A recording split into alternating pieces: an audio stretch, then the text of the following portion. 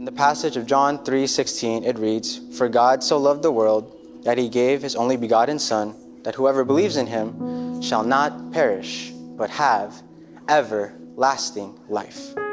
And some of you may know that this is the center of the Bible, the gospel. And this is the beginning, or rather, this is the story, which is God's story. It's the most compelling story of all time, the story of a true God who loves his children, who established for them a way of salvation and provided a route for them to eternity. This story speaks of a true God who loves his children and is one who speaks of grace, who is acting and is still moving today.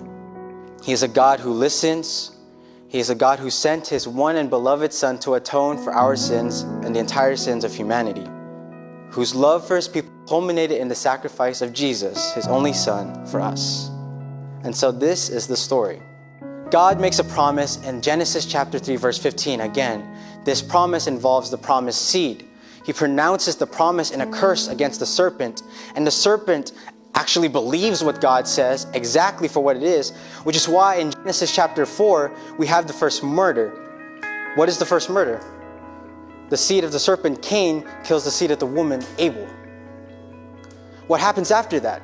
In chapter 4, at the end of it, and beginning to the start of chapter 5, we get the announcement of the coming of Seth and the restoration of the godly seed.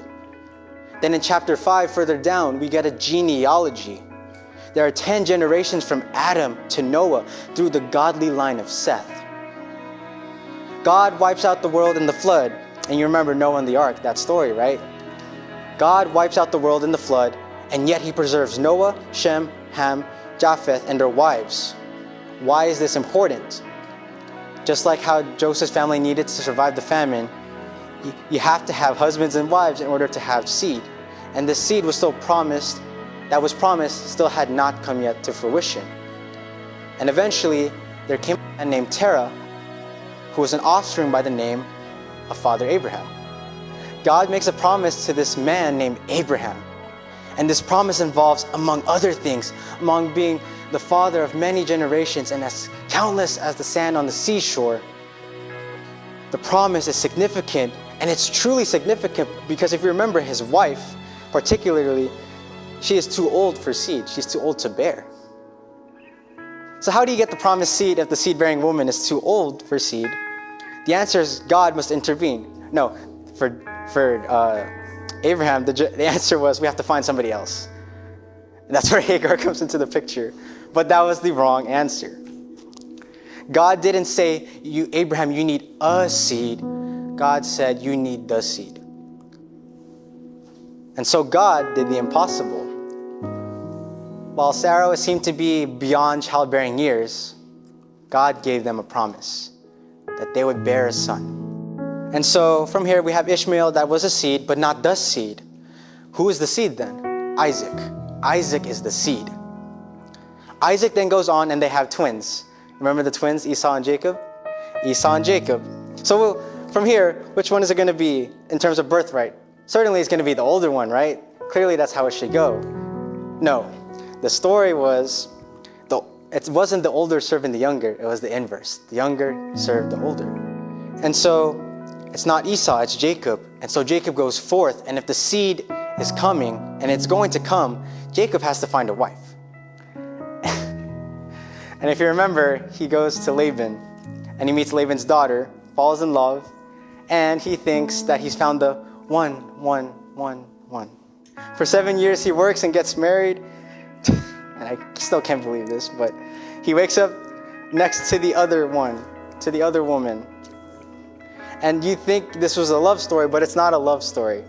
It's a story of God's divine choosing. And so the one whom Jacob loves, he cannot bear children. She cannot bear children until way later in the story, until when she gives birth to a son named Joseph, and then a son named Benjamin. Joseph is loved above all of his brothers because he was the beloved son of the beloved wife. But Joseph was not the promised seed. And let me explain. The woman that he didn't even want, referring to Jacob's wife, when her sister couldn't have children, she did, and she proceeded to give birth to Reuben, Simeon, Levi, the father of the priesthood, and Judah. And as we come to the story in Genesis chapter 37, where we first learn about Joseph, following that is chapter 38, where it talks about, and it seems out of place because it talks about Judah and Tamar. And particularly, this is the worst moment in Judah's life. So one may ask, why is chapter 38 specifically about Judah and Tamar after the introduction of Joseph? Why is it here? It seems kind of out of place. You introduce us to Joseph and then you jump to Judah and Tamar. Why? Because it's not about Joseph, it's about Judah. Judah is the seed. Well, then why show Judah at his lowest point? Because God has to redeem Judah for him to take his place as head of the family and to be identified as the promised seed because of the divine choosing and work of God. And so God redeems Judah. And in what moment do we see Judah's redemption? When Judah says to his father Jacob, "Send me with the boy Benjamin. I know that you love him, and if anything happens to him, I will be his substitute." And from here, Joseph tests that. And he says that he's going to take and keep Benjamin, right? Then Jacob says, "It'll kill me. It'll kill my father. Take me instead of my brother as his substitute, and put his punishment upon me in order that my father may be pleased by his redemption." Doesn't this story again sound familiar? About someone being a substitute and that they may please the Father's will? It's pertaining to the story of Christ. And so Judah goes on, and bear with me a little longer, going further down the line of genealogy. Judah goes on to have a son, a great, I believe 5 greats, great grandson, and his name is David. David, just like his father Judah, shows up on this scene, particularly when he comes across and encounters this giant he has to fight. This giant's name is Goliath. And so what does David do when he shows up on the scene? When he's finally identified and the promised seed brings forth his presence with authority, he walks down to the valley and Goliath made a proposition. "Send me a man to fight with me. If he defeats me, we will serve you. And if I defeat him, you will serve me."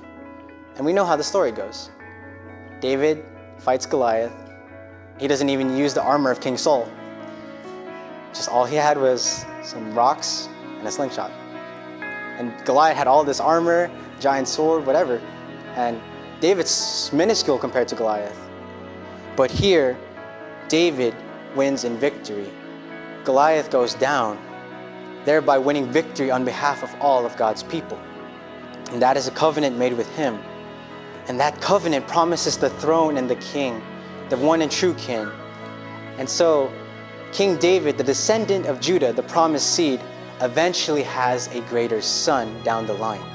A greater king who is the lion and the tribe of Judah.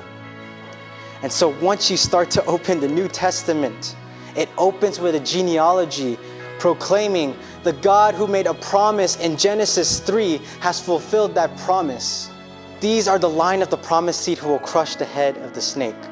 And so Jesus, like his forebearers of Abraham, David, and Judah, Christ stood as a substitute on behalf of God's people. Christ laid down his life. He accepted the wrath of God poured out upon him so that he may have victory on behalf of God's people. He may have victory over death and over sin, so that all who are found in him would be rescued, redeemed, and saved. And so the importance of Genesis chapter 41 is that God rescues Joseph in order to rescue Judah, in order to rescue Israel, in order to rescue each and every one of us. This is the history. History is his story. It is never ours to begin with. This is God's divine love story for us, of redemption, of wanting a relationship with us, of reconciling us again from our fallen and sinful state. And so this is about God ultimately in his providence orchestrating all of history, all of his story rather, in order to bring about that which we need more than anything else. That is to be saved and rescued by God and from God's wrath. The first Adam ate, and we all died in him. And the last Adam died, and as a result, we shall all feast and celebrate with him. The gift of salvation and the gift of Jesus Christ is given to us freely by God. And so this story comes to an end now. God's message rings loud and clear, and now you have heard a message that is never more extraordinary, more eternally significant than this, that Jesus, God's Son, came to provide salvation for us all. And so that the entirety of God's story shows us that it has led up to this ultimate news that we can experience and share with others. Jesus came, lived, died, and rose again. So therefore, what will you do with this story?